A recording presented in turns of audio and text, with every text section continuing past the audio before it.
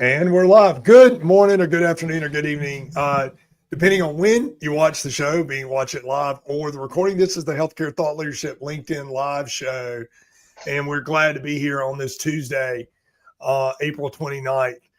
If you're joining us live, post in the comments, let us know that you're there. I'm very excited once again to have my colleague and returning guest, Jake Weiser, here. And we're going a little bit deeper on the work that he does. And today our topic is do no harm. Future ready leaders and boards are the keys to success. Jay and I connected several months ago around his work with boards, with leadership development and his program. And we had such a great response to our first episode. And by the way, if you'll check in the comments a little bit later, I'll send you the first episode so you can check that out. Jay, introduce yourself to our audience. Glad to have you with us today. Happy to be here. So Jay Weiser, and what I do is I work with leadership teams and boards on helping them become future ready.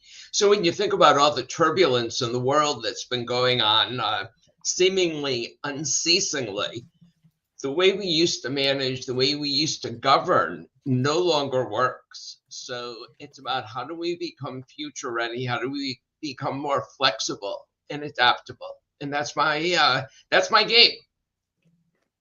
Well, you had one of the things that was exciting about it when we talked, you had come up with these 5 key pieces and talk about that framework.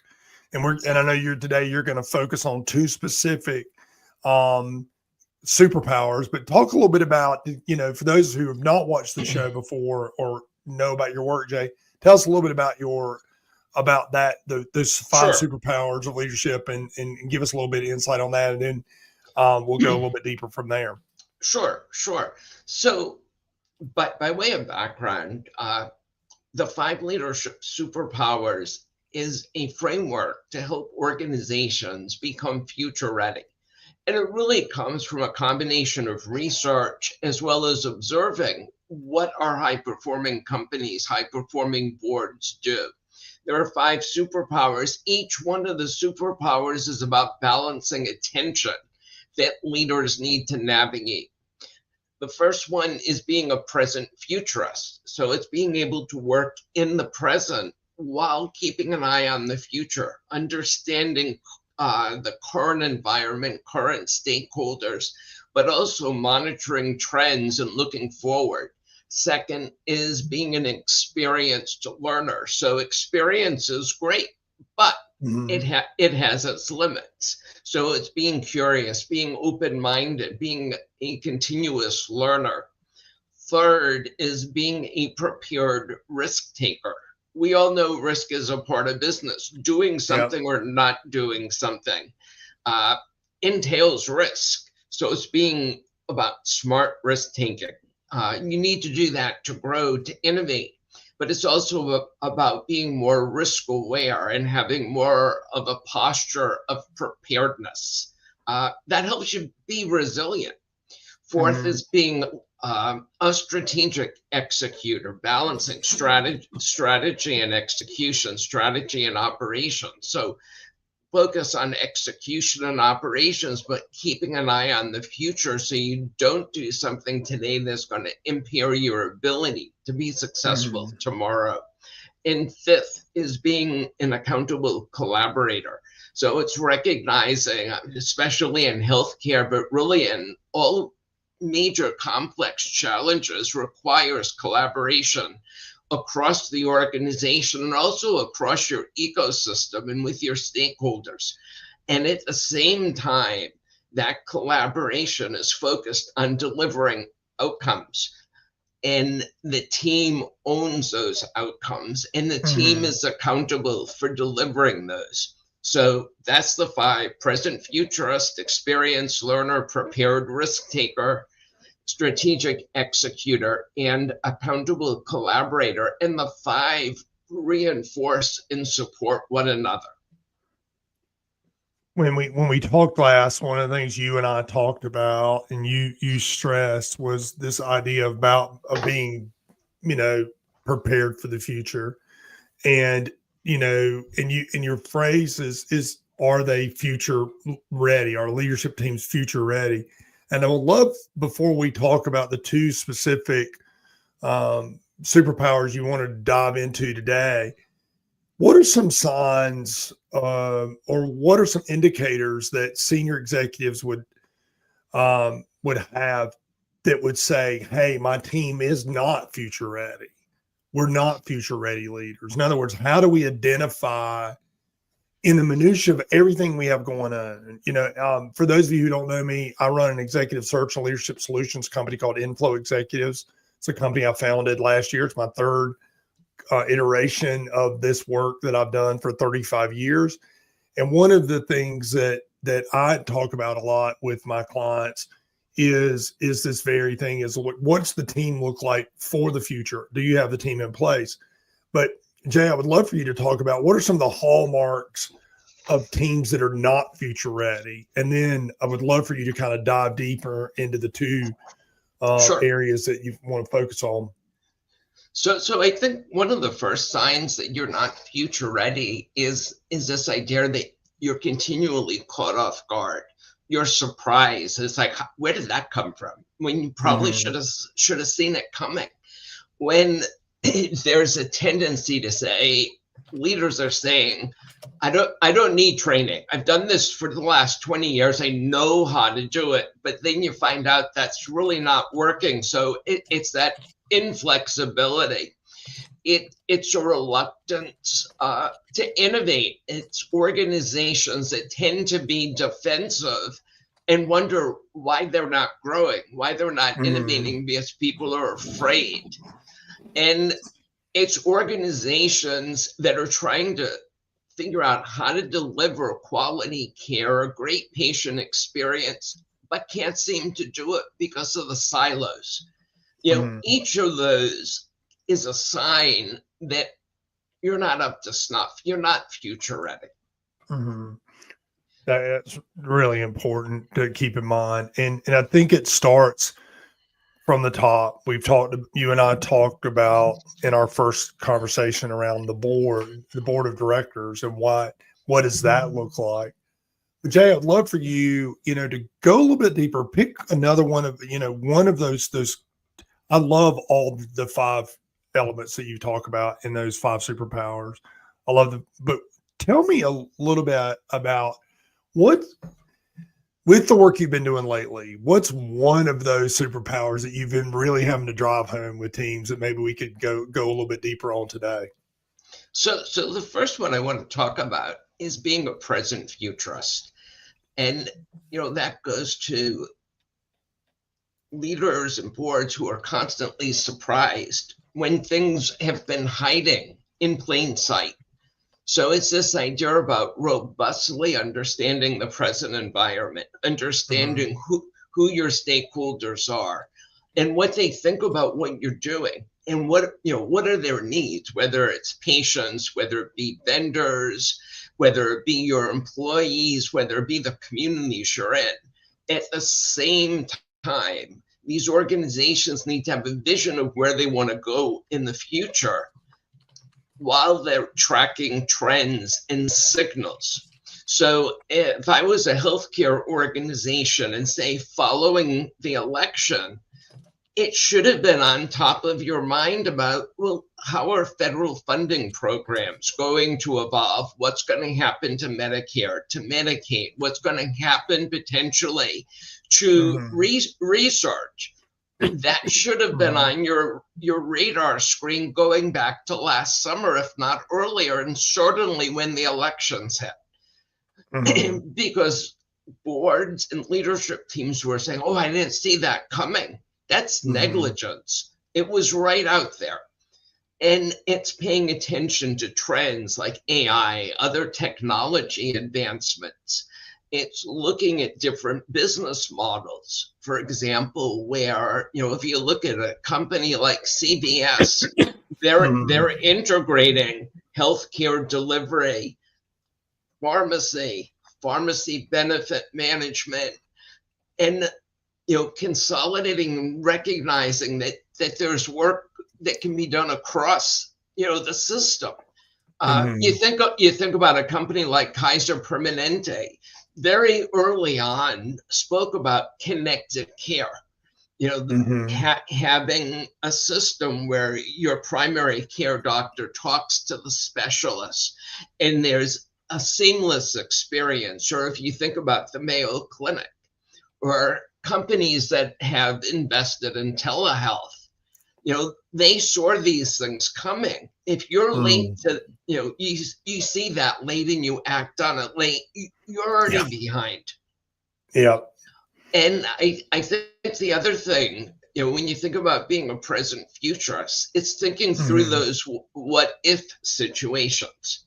So running through different scenarios, having the leadership team discuss, you know, what could possibly happen. You're not going to do every scenario, but recognize these things are interrelated. So if I'm in a healthcare organization now, I probably should be thinking about supply chain because of the Mhm. tariffs. Where am I getting my medicines from? Where am I getting my supplies from? How much are they going to cost? What other sources could I be looking at the same time? Reimbursement rates, value-based care, all these Mm. things are coming in. So Mhm. if you look at a scenario that picks a few of those, you start to see how they interrelate. And thinking about it helps you adapt to it because you're having those discussions early instead of Mhm. after something happens. When you talk with a CEO or board of directors or any leader for that matter, what and they push back and say, you know, I don't have time to keep up with everything. I have to focus on my tactical situations at hand. How do you share with them how important it is that spending that time understanding the market, thinking about the changes that are coming in the pipe? How do you help them reframe how they apply their time in the context of what you just shared? Well, I think part of it is making it more explicit. What's the risk if you don't do this? Hmm. Because a lot of times people assume that no action equals no risk, and no Hmm. action can key up a lot of risk. I think it's the idea that, you know, doesn't mean they're spending all their time doing this. It doesn't mean they have to do it personally. It might be they have somebody in the organization who can track some of these trends, who can report these things up, who can pose questions to the board or the leadership team. I'll tell you one thing that is an amazing tool is making use of AI. And you know, simply putting into Chat GPT and saying, I'm the president of a rural hospital in such and such state. Hmm. What are the top 5 things I should be looking at coming down the future? You see what that list is, and you say, well, which ones affect me? And then you can start drilling down. But you can get that from AI in an instant. Hmm. You can spend more time talking to your different stakeholders, talking to your employees. As we all know, burnout and staffing is a challenge. So having those discussions so you kind of get a sense of what's on people's minds, how they're feeling at work. That is another piece of information. Again, what you do today prepares you for tomorrow. If you wait until tomorrow, again, you're behind. Who can afford to be behind right now? No one, no one. When we think about this situation as well as leaders, what where you mentioned the Chat GPT piece, that's a great idea. It's a great suggestion to help them kind of reframe what their questions are. What are some other resources they have? Um, and I want to come back. I want to talk about that a little bit, but I want to come back to how you help them understand that. But what are some other resources that they should be paying attention to? What are some other areas where they need to stay informed and stay on top of things? What are some other, can you give us some other options in that regard, some other ideas around that as well? Sure. I was thinking quick and dirty, but reading healthcare periodicals. Becker's puts out a newsletter every day. Dive into some of those articles. If you see an article, whether it's you or another member of your leadership team, spend 10 minutes talking about that particular issue so you're up to date. It's looking at federal policy. I mean, reading the Wall Street Journal, seeing what's coming, speaking to your congressman or your senator, speaking to your state regulatory boards. There's a lot of stuff out there. Read The Economist. There are general business publications, because it's not just reading about healthcare, because not everything is healthcare, but it happens in another area, supply chain, that becomes very relevant for your organization. So think about periodicals or sites that are in adjacent spaces. It's important to go to conferences or send somebody so they can bring those things back and integrate that in. And I would echo what you said about, obviously there's a lot of options. There's Modern Healthcare Magazine, there's the Economist, there's a plethora of other resources. I start my morning every morning after I do my devotional. It starts with the B, it starts with Bible, and then the next B is Becker's. I read it every morning during the work week. So, matter of fact, there's an article today about the crackdown on knockoffs in drug compounding. Federal court backs Novo Nordisk and crackdown on knockoff GLP-1s. And then there's some notes about that. And how does that impact healthcare organizations? And this was in Texas. They have to be, it'll create supply chain issues, right? And now we're thinking, okay, what's the supply? It allows us, if we read that article, now we got to think, well, what other supply chain challenges may we have? That's just one in the pharmaceutical side. So I love that section of it. Where when you think about the other superpowers, I really like that being a present futurist. That's fantastic. Is being in the moment, in the present, but also understanding the how do we look at the future? What's the second of the superpowers that you feel like is so relevant to our current situation in the marketplace right now that you'd like to talk about? So I think, again, especially for healthcare, but this applies across all organizations, is breaking away from that siloed mentality. There is nothing worse than a leader saying, when you're dealing with a complex situation, stay in your lane. That's the last thing you want your leaders to be doing. Staying in your lane is great if you're in a track meet or a swim meet.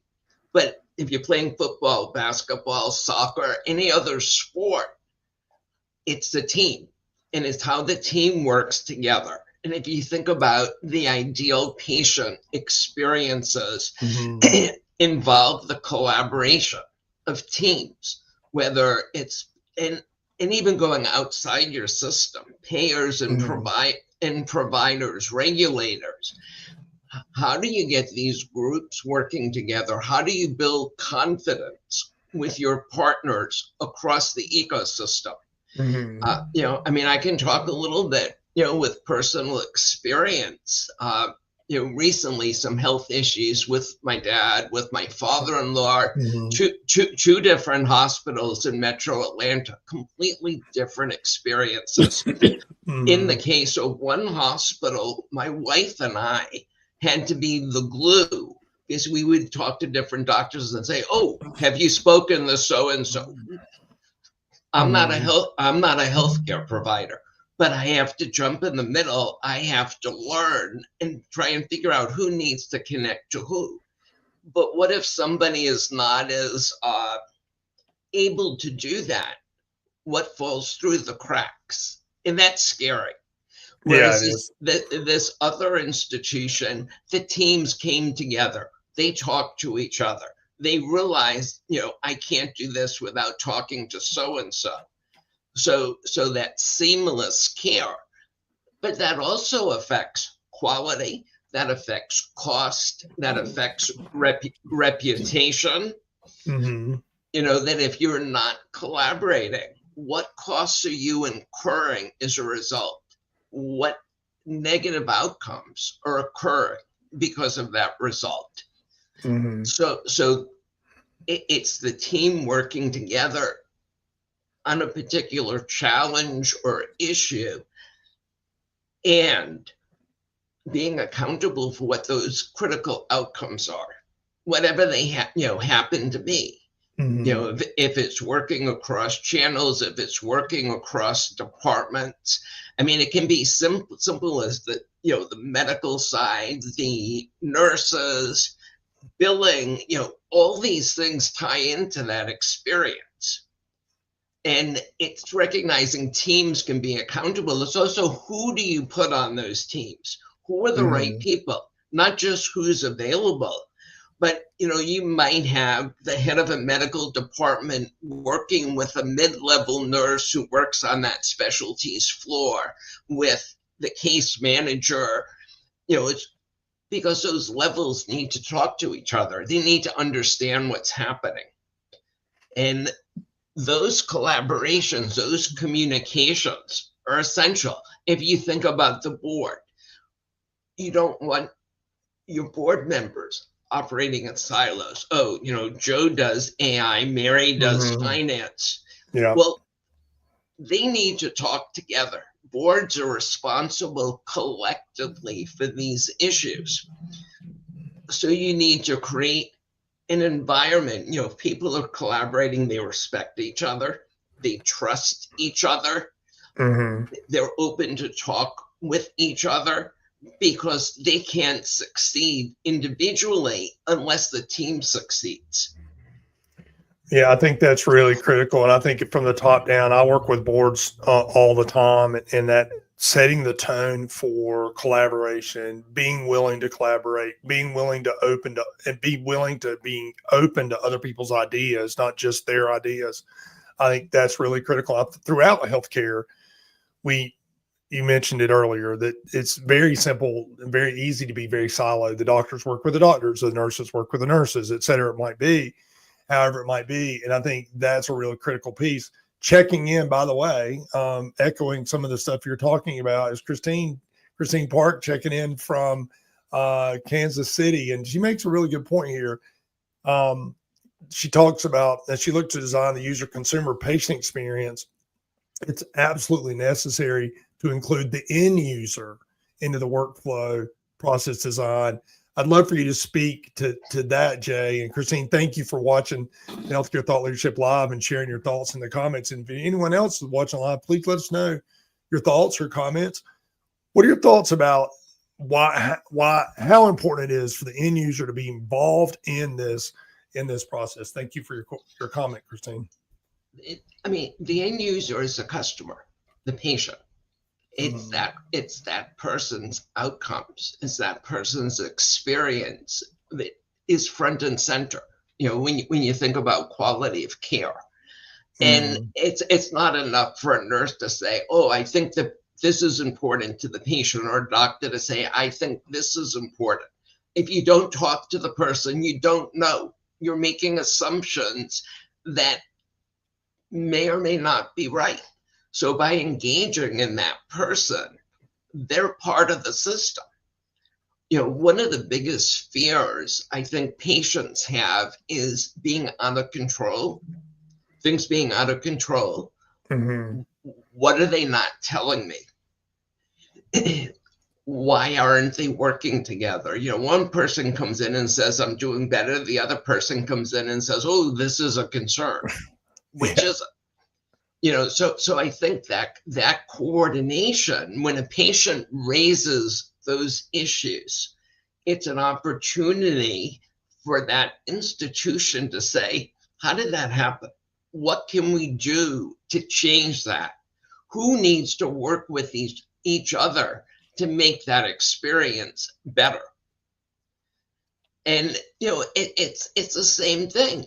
If it's your IT vendor and you're not talking with them about how that ties into patient experience, what people can see on the portal, what they have access to, Mm-hmm. there are breakdowns there, by better partnering with your vendors, whoever they happen to be. Mm-hmm. Facilities management, different people, the cafeteria or in the hospital. How do we work together? I think that's really a key piece. Jay, every time you and I get into a conversation, it flies by. It absolutely flies by. And we're almost out of time. Jay, talk a little bit about how you specifically work with boards and with leadership teams and how our audience can connect with you. So first of all, in terms of connecting with me, connecting through LinkedIn is the quickest and easiest, just by looking back at LinkedIn at the session, you can connect with me. You can send me a direct message. You can email me at jay@jaywyser.com, JayWeiser.com. Now, in terms of how I help, one is around executive briefings, education sessions, having a discussion with your board, talking about the challenges of future readiness, and then getting into how that applies in their work, how the superpowers can help them address the challenges they're facing.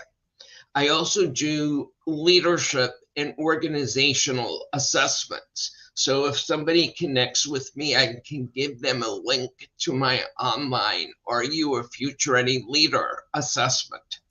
So I share a lot of my content there. So assessments, education programs, and helping companies implement these, because teaching the concepts, showing them doesn't matter unless you can apply them and you know where to apply them in your work, how you design different processes, how you strategize, how you plan, and how you prepare. That's where the rubber meets the road. That's where additional value is created for your employees, because they like that they're being respected and their input is valued. Your patients, because they're getting better outcomes. Your partners, because you're easier to work with. Whether you're for profit or not, your communities, your shareholders, they see how you're working in their best interest. So, and same thing with your employees, doctors, nurses, if they're working better together and they're delivering better outcomes, they're recognized and rewarded as well. So it's tying all those pieces together. You mentioned, we've talked about it before, you mentioned your Future Ready assessment. Is that something you offer for free to, yes, and people can take it? Yes. So after the show, would you be willing to put the link to that in the comments? And if you're watching the show live, okay, great. If you're watching the show live or you watch the replay, click on that link and you'll be able to take that assessment and see where you are in terms of being future ready. Last question I have for you today, Jay, and really appreciate you coming back on the show the second time to go a little bit deeper, because you work with the same audiences and same clients that I do, and it's great to build that collaboration. You and I provide a variety of services to the market. A lot of the people that watch the LinkedIn Live show, the Healthcare Thought Leadership LinkedIn Live show, are young leaders or early careerists, because of some of the teaching that I do at different universities and just my network. What's advice you would give them about being a future ready leader? It's probably a lot of the same things that you've already shared, but as a young leader coming up or fairly new into that role, what are some things they can do to differentiate themselves from other people in the market that they're going to be competing with? So I think it's just really important to go in eyes open. Think about ways you can build your awareness.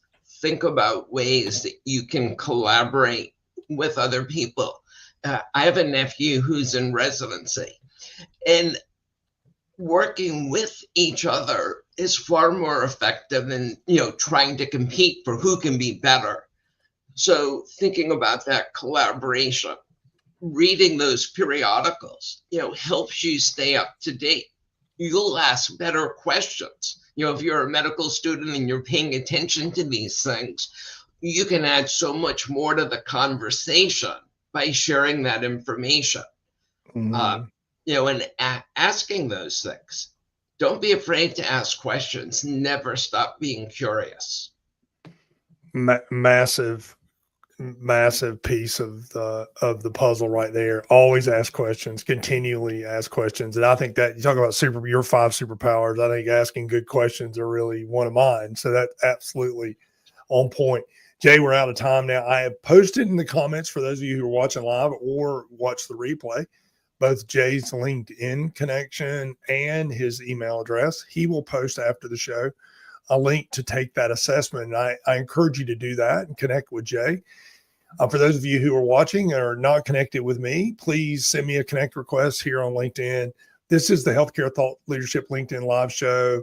I host it on Tuesdays 2 to 3 times a month now from the mountains of Georgia where I live. And we discuss a lot of different topics. If you're interested in being on the show or want to know more about how you could be a part of it, please also DM me and connect. Jay, absolute pleasure. Thanks for working with me, being flexible about scheduling. And I'll bid you have a great day. Thank you for being on the show.